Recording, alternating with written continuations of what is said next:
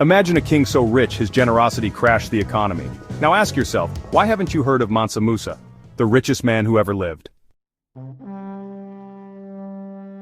Welcome to the story of the Mali Empire, a civilization that rose from the Sahel to become one of the most powerful forces in human history. Wealth beyond comprehension, cities of knowledge, and a king whose name still echoes across deserts and oceans, if you know where to listen.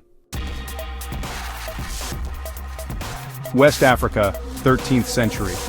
While Europe struggled through the Dark Ages, a new empire was quietly rising in the heart of Africa, forged by ambition, trade, and gold. It began with the Keita dynasty, under a man named Sundiata Keita, also known as the Lion King of Mali. Yes, the real one.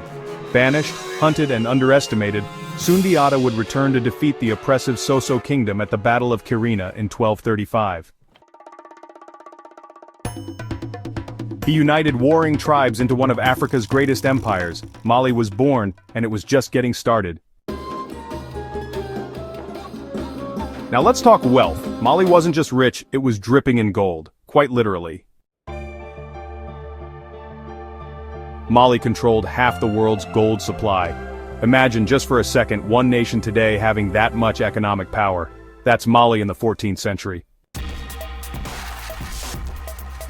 Gold flowed from the mines of Bambouk and Bure through cities like Gao and Timbuktu, traded for salt, textiles, and even books with merchants from North Africa, the Middle East, and Europe. And standing at the center of it all, a man whose name still leaves jaws on the floor. Mansa Musa, the king who turned gold into legend. In 1324, Musa embarked on a pilgrimage to Mecca. And honestly, it was not just a spiritual journey, but a royal parade of epic proportions. Picture this: 60,000 men, 12,000 slaves, and 100 camels, each one carrying 300 pounds of gold. Yeah, that's how grand it was. He gave away so much gold in Cairo that it triggered a decade-long inflation crisis. Just think about that for a second. One man destabilizing an entire economy, all just by being, well, super generous. But Musa didn't just spend, he built. After his journey, he returned to Mali with architects, scholars, and artisans. He turned Timbuktu into a center of Islamic learning, packed with libraries, mosques, and universities. Honestly, it was centuries ahead of its time. Mali wasn't just about gold, it was about greatness. Timbuktu housed hundreds of thousands of manuscripts, covering science, astronomy, philosophy, and law. Some of these ancient books survive to this day. And the architecture? Grand mosques like Djinguereber, still standing, were built from local mud and stone, blending African ingenuity with Islamic art. This was a society where wealth met wisdom, where faith, trade, and knowledge danced in the desert winds. But even golden empires fade.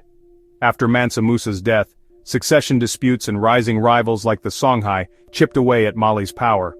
By the 1600s, the empire had vanished into memory. Centuries later, the West would write its own version of African history. One that forgot Mali, but you just remembered.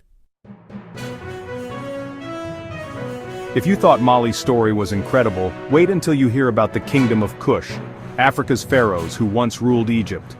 Hit subscribe for more lost stories of Africa's ancient powerhouses. History isn't just written in Europe or carved in marble. Sometimes it's buried in gold beneath the sands of Mali.